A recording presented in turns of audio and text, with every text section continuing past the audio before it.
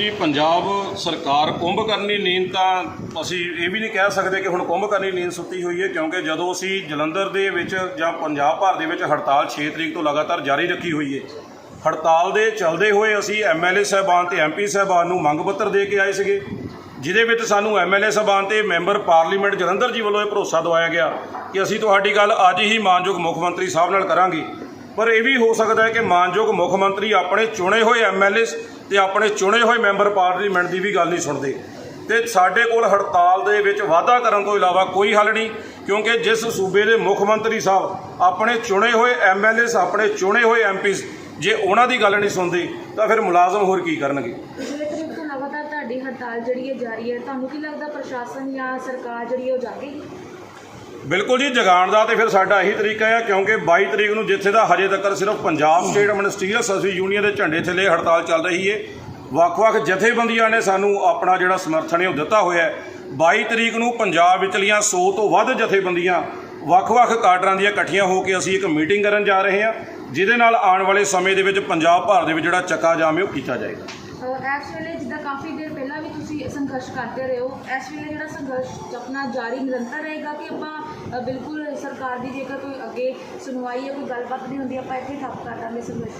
नहीं, जदों पहला भी साडे वल्लों हड़ताल नूं वापस लिया गया, जेकर साडीआं नहीं भी मंगां मन्नियां गईआं तां असीं सिर्फ जनता की परेशानी नूं मुख रख के संघर्ष नूं वापस लिया।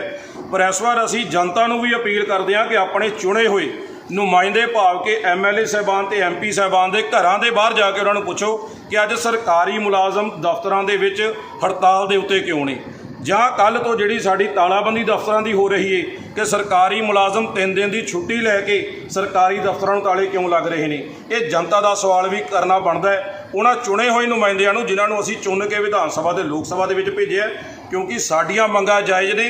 जे नजायज़ गल हुंदी तां सरकार ने साडे उत्ते कार्रवाई वाले पासे नूं चलना सी। असीं तां सरकार नूं ये बेनती करदे हां कि नवीं पेंशन अधीन भर्ती होया मुलाजम वो 900 रुपया पेंशन क्यों लवे। जेकर एक MLA पौने 2 लाख रुपया महीना पेंशन लै सकता है तो मुलाजम 900 रुपया पेंशन क्यों। जेकर एक MLA 15,000 रुपये मोबाइल भत्ता लै रहे हैं तो एक दर्जा 3 मुलाजम क्लर्क उन्होंने 150 रुपया मोबाइल भत्ता क्यों। सानू वित्त मंत्री साहब मुख मंत्री साहब ये तो दसन कि जिहड़े MLA या MP साहबान ने उन्हां दे उत्ते जिहड़ा अर्थ की गल असीं करदे हां कि साडा अर्थचारा डिगदा जा रहा है, पंजाब विकास दीआं लीहां तो थल्ले डिग गया तो उहनूं चलाना किन्ने है। लोग तां चुने जाते हैं, MLA विधान सभा लोक सभा तां चलती है क्योंकि इन्होंने साडे हितों की राखी करनी है। पॉलिसियां मंत्री साहबान ने बनानियां, लागू असीं करवानियां दफ्तरां दे विच। ये इन्हां ने देखना है कि इन्हां दीआं पॉलिसियां माड़ियां क्यों ने। ते जिहड़ा कल अपना पूरन चंद जिहड़ा सस्पेंड किया गया सी उहनूं लैके ओह प्रदर्शन किया सीगा, उहदा की स्टेटस है इस वेले? कल असी मीडिया के राही जिहड़ा बयान सी वो जारी कर दिता गया। मानयोग डिप्टी कमिश्नर जलंधर जी वालों उस चीज़ दे विच इन्वॉल्वमेंट करके उहदे नाल जिहड़ा उहदे ऑर्डर सीगे उहनूं मानता नहीं दी गई, क्योंकि किसी भी कर्मचारी नूं जिहड़ा सस्पेंड जां कुछ भी करन दा अधिकार वो मानयोग डिप्टी कमिश्नर जी दे कोल हुंदा है। ते मानयोग डिप्टी कमिश्नर जी ने SDM नकोदर जी के जिहड़े ऑर्डर किए हुए सीगे उन्हां नूं नहीं मन्निया, जिस करके वो मसला उत्थे खत्म हो गया, जिहदा असीं कल मानयोग डिप्टी कमिश्नर जलंधर जी का धन्नवाद भी किया सी। सरकार ਨੂੰ ਜਗਾਉਣ ਲਈ ਅਸੀਂ ਹੁਣ ਜਿਸ ਹੱਦ ਤੱਕ ਜਾਇਆ ਜਾਊਗਾ ਅਸੀਂ ਜਾਣ ਨੂੰ ਤਿਆਰ ਹਾਂ। ਕੁਝ ਸਮਾਂ ਹੁੰਦਾ ਸੀਗਾ ਜਦੋਂ ਅਸੀਂ ਸਰਕਾਰ ਨੂੰ ਆਪਣੀਆਂ ਮੰਗਾਂ ਪ੍ਰਤੀ ਨੋਟਿਸ ਦੇ ਕੇ ਸੁਹਿਰਦ ਕਰਦੇ ਸੀ ਤਾਂ ਸਰਕਾਰ ਕੋਲ ਸਾਡੀਆਂ ਮੰਗਾਂ ਪ੍ਰਤੀ ਨੋਟਿਸ ਜਾਣ ਤੋਂ ਬਾਅਦ ਵਿੱਚ ਸਰਕਾਰ 2-4 ਦਿਨ ਦੇ ਵਿੱਚ ਹੀ ਸਾਡੇ ਜਥੇਬੰਦੀ ਦੇ ਆਗੂਆਂ ਨੂੰ ਮੀਟਿੰਗ ਲਈ ਬੁਲਾ ਲੈਂਦੀ ਸੀ।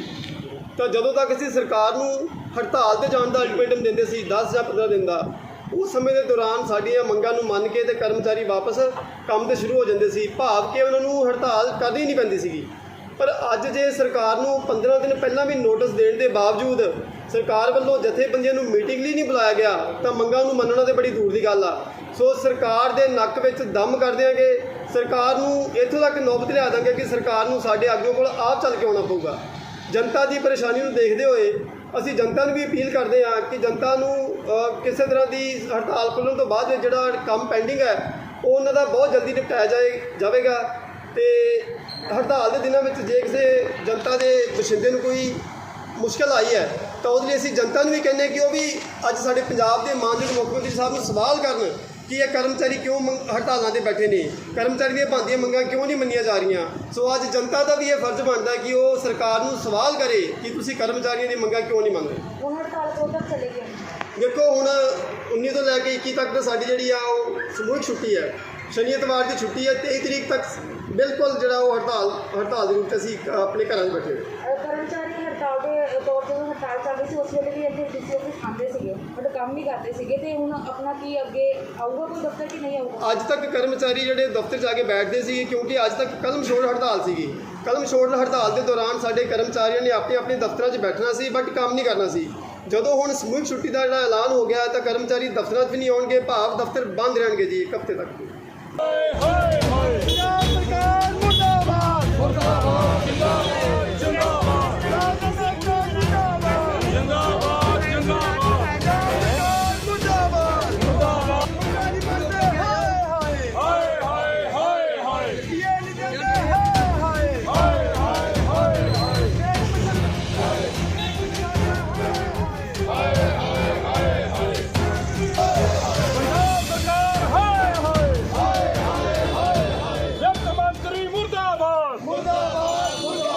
ਮੁੱਖ ਮੰਤਰੀ ਹਾਏ ਹਾਏ ਵਿੱਤ ਮੰਤਰੀ ਹਾਏ ਹਾਏ ਮੁੱਖ ਸਰਕਾਰ ਮੁਰਦਾਬਾਦ ਪੰਜਾਬ ਸਰਕਾਰ ਹਾਏ ਹਾਏ ਮਨ ਵੀ ਮਰ ਗਿਆ ਹਾਏ ਹਾਏ ਹਾਏ ਹਾਏ ਹਾਏ ਹਾਏ ਕਰੋ ਸਿਆਪਾ ਹਾਏ ਹਾਏ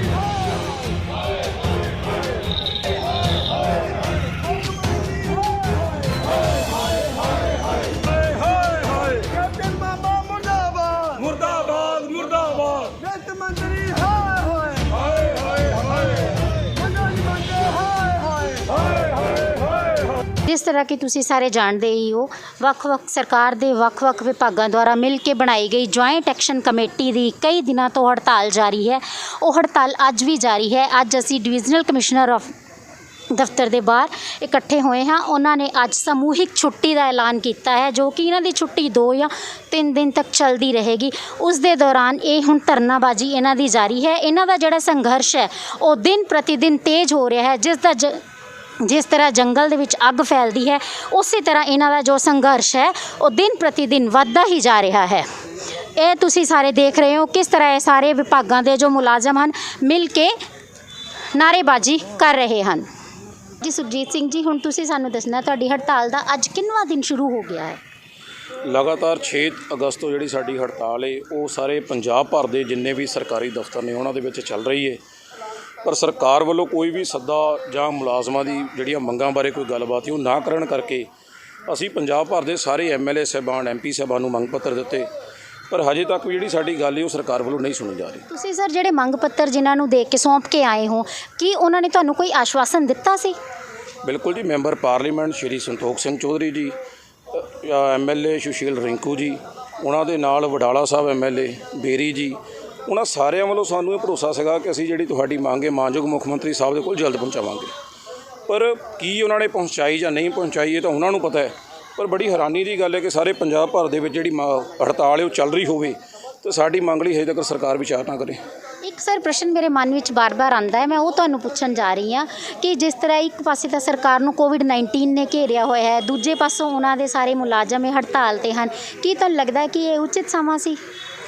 ਬਿਲਕੁਲ ਮੈਡਮ, ਮੈਂ ਤਾਂ ਸਿਰਫ ਇੱਕ ਗੱਲ ਤੁਹਾਡੇ ਮਾਧਿਅਮ ਦੇ ਰਾਹੀਂ ਸਰਕਾਰ ਦੇ ਨਾਲ ਕਰਦਾ ਜਾਂ ਤੁਹਾਡੇ ਸਵਾਲ ਦਾ ਜਵਾਬ ਦਿੰਦੇ ਹੋਏ ਦੱਸਣਾ ਚਾਹੁੰਦਾ ਕਿ ਕੀ ਸਰਕਾਰ ਦੇ ਕੋਲ ਇੰਨਾ ਸਮਾਂ ਵੀ ਹੈ ਨਹੀਂ, ਮਾਨਯੋਗ ਮੁੱਖ ਮੰਤਰੀ ਸਾਹਿਬ ਦੇ ਕੋਲ, ਕਿ ਪੰਜਾਬ ਦਾ ਪੌਣੇ 2 ਲੱਖ ਮੁਲਾਜ਼ਮ ਹੜਤਾਲ 'ਤੇ ਹੋਵੇ ਤੇ ਮਾਨਯੋਗ ਮੁੱਖ ਮੰਤਰੀ ਸਾਹਿਬ ਸਾਡੇ ਨਾਲ ਮੀਟਿੰਗ ਕਰਨ ਤੋਂ ਭੱਜਦੇ ਹੋਣ।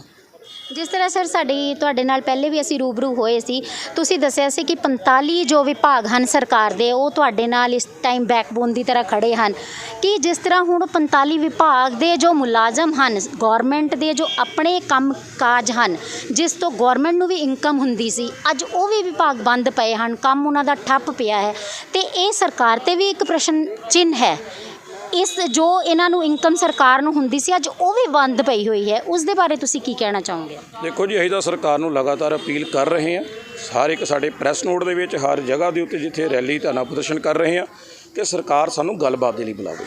ਸਾਡਾ ਤਾਂ ਸਿਰਫ ਇੱਕੋ ਇੱਕ ਸਵਾਲ ਹੈ ਕਿ ਇੱਕ ਨਵੀਂ ਪੈਨਸ਼ਨ ਸਕੀਮ ਅਧੀਨ ਭਰਤੀ ਹੋਇਆ ਮੁਲਾਜ਼ਮ 900 ਰੁਪਇਆ ਪੈਨਸ਼ਨ ਲੈਂਦਾ ਹੈ, ਤਾਂ ਇੱਕ MLA ਰਿਟਾਇਰ ਹੋਣ ਤੋਂ ਬਾਅਦ 5 ਸਾਲ ਦੀ ਸੇਵਾ ਮੁਕਤੀ ਤੋਂ ਬਾਅਦ ਉਹ MLA ਪੌਣੇ 2 ਲੱਖ ਰੁਪਇਆ ਪੈਨਸ਼ਨ ਕਿਉਂ ਲੈ ਰਿਹਾ ਹੈ? ਪਰ ਸਰ ਹੈ ਸਰਕਾਰ ਦਾ ਜੋ ਇੰਨਾ ਬੇਰੁਖੀ ਵਾਲਾ ਰਵੱਈਆ ਨਜ਼ਰ ਆ ਰਿਹਾ ਹੈ ਆਪਣੇ ਹੀ ਵਿਭਾਗ ਆਪਣੇ ਹੀ ਮੁਲਾਜ਼ਮਾਂ ਦੇ ਪ੍ਰਤੀ, ਉਸ ਦਾ ਕੀ ਕਾਰਨ ਤੁਸੀਂ ਹਜੇ ਤੱਕ ਜੱਜ ਕੀਤਾ ਹੈ ਕਿ ਕੀ ਕਾਰਨ ਹੋ ਸਕਦਾ ਹੈ ਕਿ ਸਰਕਾਰ ਇੰਨੀ ਬੇਰੁਖੀ ਇੰਨਾ ਬੇਨਰਮੀ ਵਰਤ ਰਹੀ ਹੈ ਮੁਲਾਜ਼ਮਾਂ ਦੇ ਨਾਲ? ਕਿਉਂਕਿ ਸਰਕਾਰ ਨੂੰ ਇਸ ਗੱਲ ਦਾ ਪਤਾ ਹੈ, ਜਦੋਂ ਵੀ ਮੁੱਖ ਮੰਤਰੀ ਸਾਹਿਬ, ਵਿੱਤ ਮੰਤਰੀ ਸਾਹਿਬ ਜਾਂ ਕੋਈ ਵੀ ਆਫੀਸਰ ਜਾਂ ਕੋਈ ਵੀ ਰਾਜਨੀਤਿਕ ਬੰਦਾ ਜਦੋਂ ਸਾਡੇ ਨਾਲ ਗੱਲਬਾਤ ਕਰੇਗਾ, ਤਾਂ ਉਹਨਾਂ ਨੂੰ ਪਤਾ ਹੈ ਕਿ ਇਹਨਾਂ ਦੀਆਂ ਮੰਗਾਂ ਜਾਇਜ਼ ਮੰਗਾਂ ਨੇ, ਇਹਨਾਂ ਦੀ ਜਿਹੜੀ ਇਹ ਗੱਲ ਕਰ ਰਹੇ ਨੇ ਉਹ ਬਿਲਕੁਲ ਜਾਇਜ਼ ਨੇ, ਉਸ ਜਗ੍ਹਾ ਤੋਂ ਗੱਲਬਾਤ ਕਰਨ ਤੋਂ ਭੱਜਣਗੇ। ਅਸੀਂ ਤਾਂ ਸਰਕਾਰ ਨੂੰ ਇੱਕ ਸਵਾਲ ਕਰਦੇ ਹਾਂ, ਕਰੋਨਾ ਮਹਾਮਾਰੀ ਦੇ ਦਰਮਿਆਨ ਸਾਰੀਆਂ ਜਥੇਬੰਦੀਆਂ ਨੇ ਹੜਤਾਲਾਂ, ਧਰਨੇ, ਰੈਲੀਆਂ ਛੱਡ ਦਿੱਤੀਆਂ, ਤੇ ਇੱਕ 250 ਰੁਪਇਆ ਲੈਣ ਵਾਲਾ ਮੁਲਾਜ਼ਮ ਜਿਹੜਾ ਮੋਬਾਈਲ ਪਤਾ ਲੈ ਰਿਹਾ ਸੀ, ਉਹਦਾ ਘਟਾ ਕੇ 150 ਰੁਪਇਆ ਕਰਕੇ ਇੱਕ 100 ਰੁਪਇਆ ਮੁਲਾਜ਼ਮ ਦੇ ਕੋਲੋਂ ਕਟਵਾ ਕੇ ਸਰਕਾਰ ਕੀ ਕੁਝ ਸਾਬਤ ਕਰ ਰਹੀ ਸੀ ਕਿ ਅਸੀਂ ਕਿੰਨਾ ਕੁ ਖਜ਼ਾਨਾ ਭਰ ਲਾਂਗੇ।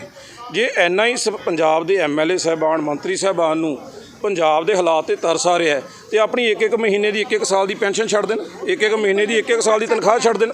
ਕਰੋੜਾਂਪਤੀ MLA ਸਾਹਿਬਾਨ ਹੋਣ, ਅਰਬਾਪਤੀ MP ਸਾਹਿਬਾਨ ਹੋਣ, ਤੇ 4-4, 5-5 ਲੱਖ ਰੁਪਇਆ ਪੈਨਸ਼ਨ ਲੈ ਰਹੇ ਨੇ, ਉਹਨਾਂ ਨੇ ਤਾਂ ਆਪਣੀ ਇੱਕ ਦਿਨ ਦੀ ਤਨਖਾਹ ਨਹੀਂ ਛੱਡੀ, ਜਿਹਦੇ ਕਰਕੇ ਮੁਲਾਜ਼ਮਾਂ 'ਚ ਰੋਸ ਹੈ।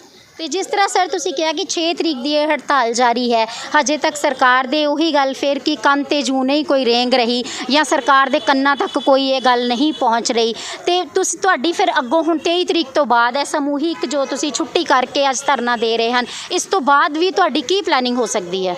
ਦੇਖੋ 22 ਤਰੀਕ ਨੂੰ ਅਸੀਂ ਪੰਜਾਬ ਭਰ ਦੀਆਂ ਸਾਰੀਆਂ ਮੁਲਾਜ਼ਮ ਜਥੇਬੰਦੀਆਂ ਦੀ ਸਾਂਝੇ ਤੌਰ ਦੇ ਉੱਤੇ ਇੱਕ ਮੀਟਿੰਗ ਅਸੀਂ ਰੱਖੀ ਹੋਈ ਹੈ, ਉਹਦੇ ਵਿੱਚ ਅਗਲਾ ਫੈਸਲਾ ਲਿਆ ਜਾਏਗਾ। ਹੁਣ ਜਿਹੜਾ ਪਹਿਲਾਂ ਅਸੀਂ ਦਫ਼ਤਰ ਦੇ ਵਿੱਚ ਆ ਕੇ ਹਾਜ਼ਰੀ ਲਗਾ ਕੇ ਬੈਠੇ ਹੋਏ ਸੀਗੇ, ਪੈਂਡੂਲਮ ਸਟ੍ਰਾਈਕ ਚੱਲ ਰਹੀ ਸੀ, ਉਹਨੂੰ ਅਸੀਂ ਅਗਲਾ ਰੂਪ ਦਿੰਦੇ ਹੋਏ ਕੱਲ੍ਹ ਤੋਂ ਸਾਡੇ ਪੰਜਾਬ ਭਰ ਦੇ ਮੁਲਾਜ਼ਮ ਸਮੂਹਿਕ ਛੁੱਟੀ 'ਤੇ ਜਾ ਰਹੇ ਨੇ। ਦਫ਼ਤਰ ਲਗਭਗ ਤਾਲਾਬੰਦੀ ਸਾਰੇ ਦਫ਼ਤਰਾਂ ਦੇ ਵਿੱਚ ਜਿਹੜੀ ਕੱਲ੍ਹ ਤੋਂ ਸ਼ੁਰੂ ਹੋ ਰਹੀ ਹੈ। ਜਦੋਂ ਇੱਕਦਮ ਸਰਕਾਰ ਦਾ ਇੰਨਾ ਕੰਮ ਠੱਪ ਹੋ ਜਾਏਗਾ ਤਾਂ ਇਹ ਸਰਕਾਰ ਨੂੰ ਸੋਚਣਾ ਚਾਹੀਦਾ ਹੈ ਕਿ ਜੁਆਇੰਟ ਐਕਸ਼ਨ ਕਮੇਟੀ ਦੀ ਜੋ ਹੜਤਾਲ ਦਿਨ ਪ੍ਰਤੀ ਦਿਨ ਜ਼ੋਰ ਪਕੜ ਰਹੀ ਹੈ, ਕੋਈ ਵਿੱਚ ਦਾ ਰਸਤਾ ਅਪਣਾ ਕੇ ਜਾਂ ਕਿਸੇ ਵੀ ਜਥੇਬੰਦੀ ਦੇ ਥਰੂ ਜੋ ਸਰਕਾਰ ਹੈ ਇਹਨਾਂ ਨਾਲ ਸਾਹਮਣੇ ਆ ਕੇ ਗੱਲਬਾਤ ਕਰੇ। ਇਸ ਤਰ੍ਹਾਂ ਸਰਕਾਰ ਦਾ ਮੂੰਹ ਛੁਪਾ ਕੇ ਅੰਦਰ ਬੈਠਣਾ ਠੀਕ ਨਹੀਂ ਹੈ। ਅਗਰ ਉਸ ਦੇ ਆਪਣੇ ਹੀ ਵਿਭਾਗਾਂ ਦੇ ਸਾਰੇ ਮੁਲਾਜ਼ਮ ਉਹਨਾਂ ਦੇ ਖਿਲਾਫ ਹਨ ਤੇ ਆਉਣ ਵਾਲੇ ਸਮੇਂ ਵਿੱਚ ਜਨਤਾ ਵੀ ਉਹਨਾਂ ਦੇ ਖਿਲਾਫ ਹੋ ਸਕਦੀ ਹੈ। ਸਰਕਾਰ ਨੂੰ ਇਸ ਦਾ ਸਾਹਮਣੇ ਫੇਸ ਕਰਕੇ ਇਸ ਚੀਜ਼ ਨੂੰ ਇਸ ਦਾ ਆ ਕੇ ਗੱਲਬਾਤ ਕਰਨੀ ਚਾਹੀਦੀ ਹੈ। ਆਪਣੇ ਵਿਭਾਗ ਵਿੱਚ ਆਪਣੇ ਅੰਡਰ ਕੰਮ ਕਰਦੇ ਮੁਲਾਜ਼ਮਾਂ ਨੂੰ ਸੰਤੁਸ਼ਟ ਕਰਨਾ ਚਾਹੀਦਾ ਹੈ।